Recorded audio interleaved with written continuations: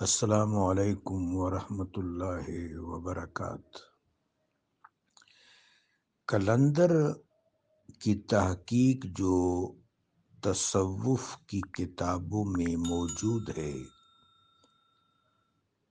کلندر اولیاء کرام علیہم الرحمہ کے جلالی طبقہ میں ایک عظیم الصفت، عظیم الشان، عظیم المنقبت اور عظیم الکیفیت شخص کا نام ہوتا ہے۔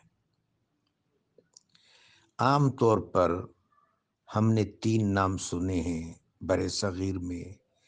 لال شہباز قلندر رحمہ اللہ، یعنی حضرت عثمان مروندی ادام اللہ شرفہ، حضرت ابو علی قلندر قدس اللہ سرہ العزیز، خواتین میں حضرت رابعہ بصریہ عدویہ رحمہ اللہ کا نام مبارک لیا جاتا ہے۔ یہ ہمارا روزمرہ کا خیال ہے، حقیقت اس کے علاوہ ہے۔ قلندر بہت سے ہوئے ہیں۔ بعض نے یہاں تک لکھا ہے کہ ہر ایک خطہ میں ایک قلندر ہوتا ہے، جس طرح ہر خطہ میں کتب ہوتا ہے، تو ہر خطہ میں، ہر دائرہ ارض میں ایک قلندر بھی ہوتا ہے۔ دراصل یہ رجال الغیب میں سے ہوتا ہے۔ جس طرح ملائکہ علیہم الصلاۃ والسلام کو اللہ نے زمین کا انتظام عطا فرمایا ہے، زمین کا انصرام عطا فرمایا ہے، تائید ایزدی سے، توفیق ربانی سے، اللہ جلیل و جمیل نے، اللہ کریم و غفار نے جو ان کو صلاحیتیں اور استعداد روحانی عطا فرمائی ہے، ملائکہ تکوینی کائنات کا انتظام و انصرام کرتے ہیں۔ اس طرح قلندر کو بھی اللہ تبارک و تعالی جل وعلا نے بعض تکوینی صلاحیتیں عطا فرمائی ہوتی ہیں، اور قلندر قطب المدار کے سرداری میں آتا ہے۔ جس طرح اکثر اولیاء، خواہ وہ نوجبا ہوں، عرفا ہوں، اولیاء ہوں، ابدال ہوں، اقطاب ہوں، اشراف ہوں، وہ قطب الارشاد کے سربراہی میں آتے ہیں۔ اس طرح قلندر قطب المدار کی سربراہی میں آتے ہیں۔ ہوتے بہت سے ہیں اور رجال الغیب کا وصف رکھتے ہیں۔ خدائے کریم و جلیل نے ان کو بعض تکوینی ذمہ داریاں بھی سونپی ہوتی ہیں اپنے خاص اذن سے۔ یہ سب میرے آقا و مولا علیہ الصلاۃ والسلام کی ذات بابرکات، ذات ستودہ صفات کی کرم فرمائیاں ہیں۔ میرے آقا و مولا علیہ الصلاۃ والسلام کی ذات مبارک، ذات والا صفات مبارک کی وسعتیں ہیں جو 4 سو پھیل رہی ہیں، جو نزول میں بھی پھیل رہی ہیں، صعود میں بھی رفعت فرما رہی ہیں، اطراف میں بھی ضو فشا ہو رہی ہیں۔ یہ اسم محمدی کی مختلف برکات ہیں۔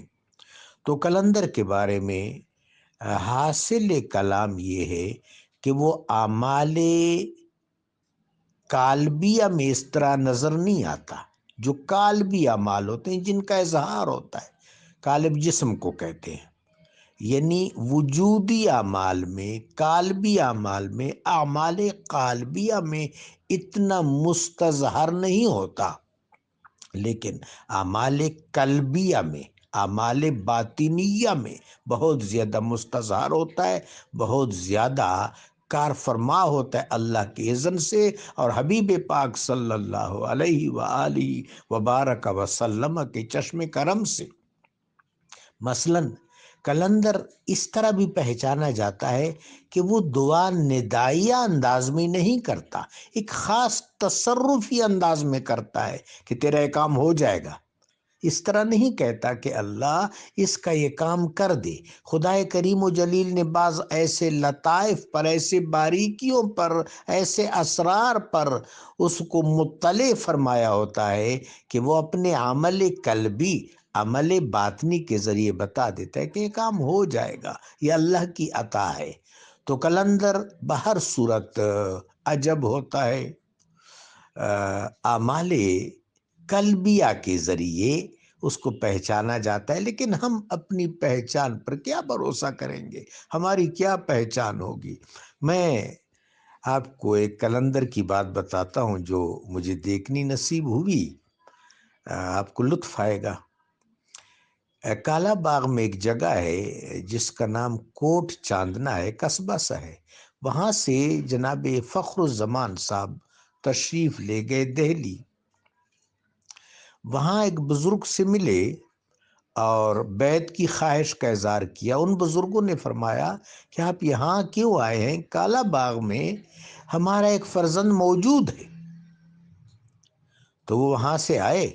اس زمانے میں سفر کرنا آسان نہیں تھا، آپ کے علم میں ہے۔ یہ جو یعنی 80 سے پہلے، سن 78 سے پہلے سفر اتنا آسان نہیں ہوتا تھا۔ تو بہر صورت وہ واپس تشریف لائے۔ وہ اس ٹرین کے ذریعے بھارت گئے تھے جو کہ اجمیر شریف جاتی تھی۔ واپس آئے، کالا باغ پہنچے۔ کالا باغ میں ایک مسجد ہے، اس کو مسجد لوہارا کہتے ہیں۔ یہ حضرت احرام باندھتے تھے، لوگ ان کو توجہ سے ضرور دیکھتے تھے لیکن ان کے مقام اور شرف سے باخبر نہیں تھے۔ احرام باندھتے تھے تو فرض نماز میں کھڑے ہو جاتے تھے، پھر الگ ہو جاتے تھے، اور اس کے بعد مسجد لوہارا کا آدھا حصہ اس انداز سے اس زمانے کے کاریگروں نے بنائی کہ اس کا آدھا حصہ یا اس کی سیڑھیاں یا کچھ دالان اس کا دریا کے اوپر آ رہا ہے، تو وہ سیڑھیوں پر تشریف فرما ہو جاتے تھے اور اپنے مبارک پاؤں وہ پانی میں رکھتے تھے اور اپنے مبارک پاؤں کو ہلاتے رہتے تھے۔ کسی سے گفتگو نہیں کرتے تھے۔ مقامی لوگوں نے ان کا نام چپاتا فقیر رکھا تھا۔ چپاتا فقیر یعنی جو خاموش ہو، سکوت آمیز ہو۔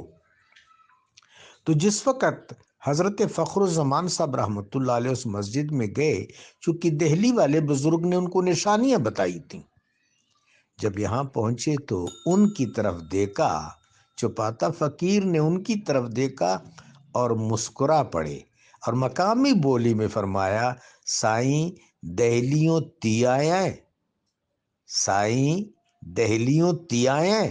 اس کا مطلب ہے کہ سائیں آپ دہلی سے ہو کر آ گئے۔ اس کے بعد ان کے درمیان راز و نیاز کی باتیں ہوئی، پھر حضرت نے بیعت کر دیا، یعنی چپاتا فقیر نے۔